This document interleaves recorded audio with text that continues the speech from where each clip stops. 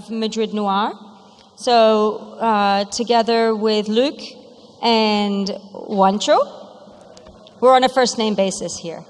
So if you haven't seen Madrid Noir yet, you can see it in the presentations back at the Palacio.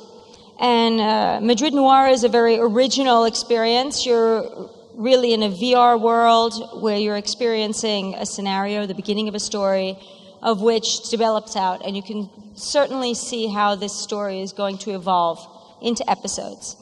So I'm going to leave you here with the team, or part of the team, because actually the other part of the team, which is not here, is waiting for the results of an award back in London at Rain Dance, yes? Mm-hmm. So let's have our fingers crossed for Rain Dance for them, and let's welcome Madrid Noir.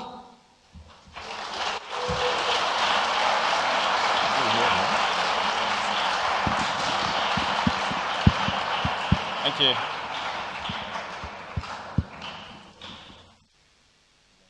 So just to introduce ourselves, my name's Luke. I'm a CG supervisor from No Go Studio in London. We're a studio that have been creating VR and AR content for the last 3 years.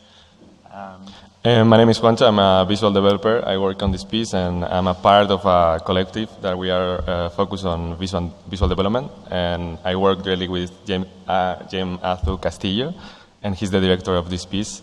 And we are focusing our goal is to create the visual development for any piece, and we focus on bringing new ideas to new mediums.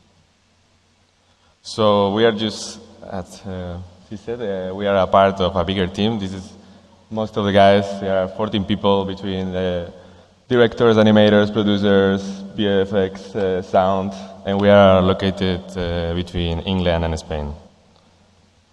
So what is Madrid Noir? Madrid Noir is a narrative-driven VR experience, which is a way to say, a fancy way to say, like a short film in VR.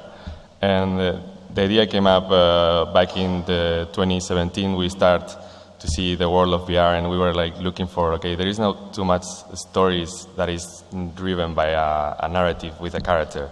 So we were like, maybe we can do something about it. And we start to pitch some ideas and play with a story that at the end get really complicated, so we cut it out.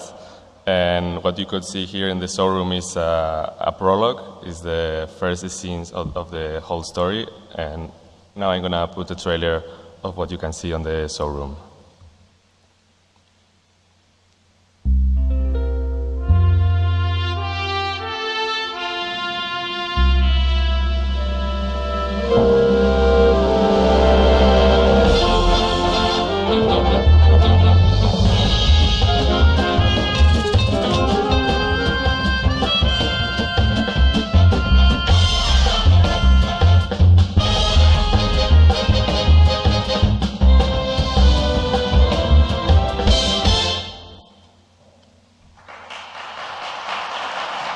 Thank you.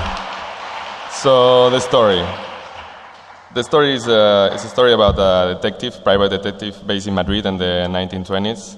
I am from Madrid, so and James is from Madrid, so that's why we choose this place. And it's about this guy who is on the city, and suddenly a dog appeared out of nowhere, and he kind of took him, and there is some weird stuff, like somebody else is looking for the pug, and you will see, like, it's really, really, really crazy. So we have brought here also, I mean, I already said this, we brought the first act of the story.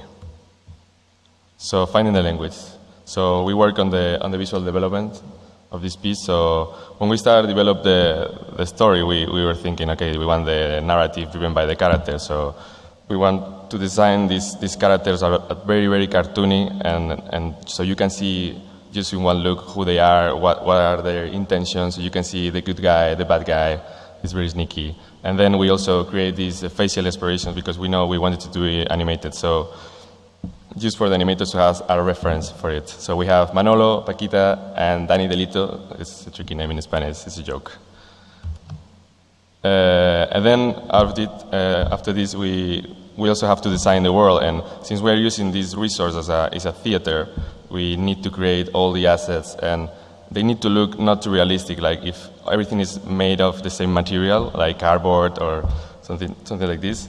So we need to think as set designers in a way. We need to think as design the props and every little detail. And because the story is based in 1920s in Madrid, we also did some research on what are the iconic places and iconic objects that are actually now in Madrid and before. So you can see the mailbox with the Correos logo and the typical street lamp.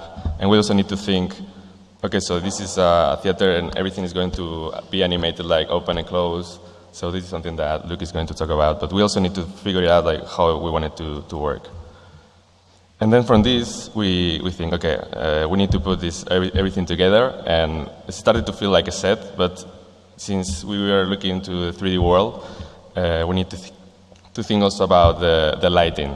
So Nacho, this amazing artist, make these color keys, and we also were thinking like, okay, if it's a theater and it's VR, you can look everywhere. We need to think a way to direct the eyes of the viewer. So we use that. I mean, we thought like, okay, what is in there, like in the opera, no? And we say, okay, maybe a spotlight is good.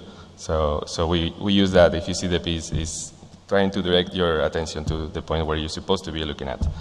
And also because the story is in a theater and we want to translate you to different locations, we were thinking like, okay, maybe if everything is animated, like the props and they come in and out, it's also helping you to set up a mood, like if it's more aggressive or more dynamic or something like this.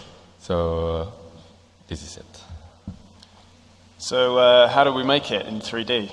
So when it came to building the world of Madrid Noir, the main challenge that we faced was to keep the authentic feel of the 2D designs from Juancho and James once the characters are modeled in 3D and brought into the game engine.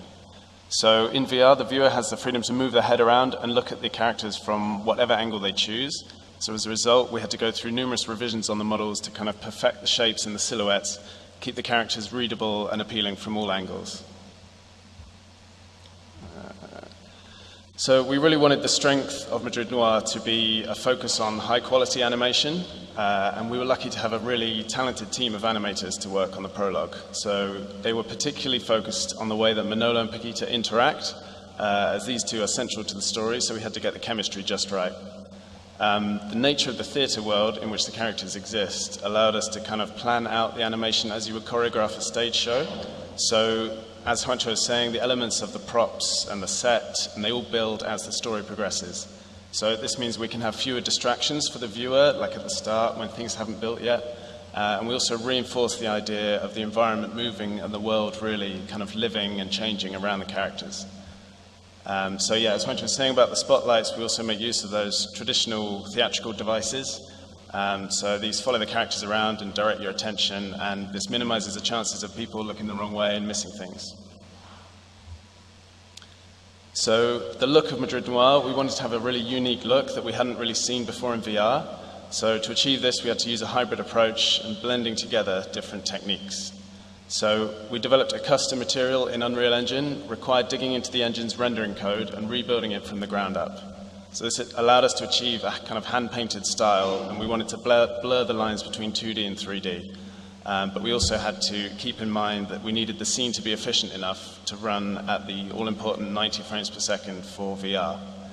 So we paired this material with some volumetric lighting, which allows us to achieve a look that's kind of directly inspired by the color concepts from Nacho. So what's our plan for the future?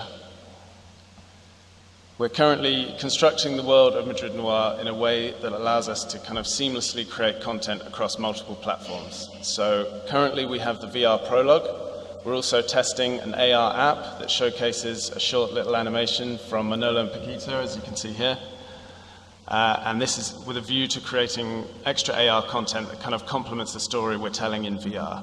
And the next step for the VR prologue itself, which is in the early stages of pre-production, is to tell the rest of the story of Manolo and Paquita through episodic VR content. So our goal is really to release sort of 10 to 15 minute VR episodes that can be downloaded and continue the story. And we want to kind of add multiple settings, so not just Madrid, we could take the characters elsewhere, all around the world. So thank you very much. Yeah, if you haven't seen it yet, come and drop by the booth in the showroom. We're there till 8 p.m. tonight, and we'd love to get as many people to see it as possible. That's our goal. So as Riso was saying, we're also up for a couple of awards at Rain Dance Festival in London, so hopefully we'll find out tonight and see how we did. Yeah, so if anyone has any questions. Yeah, I think we did too quick. Yeah, no?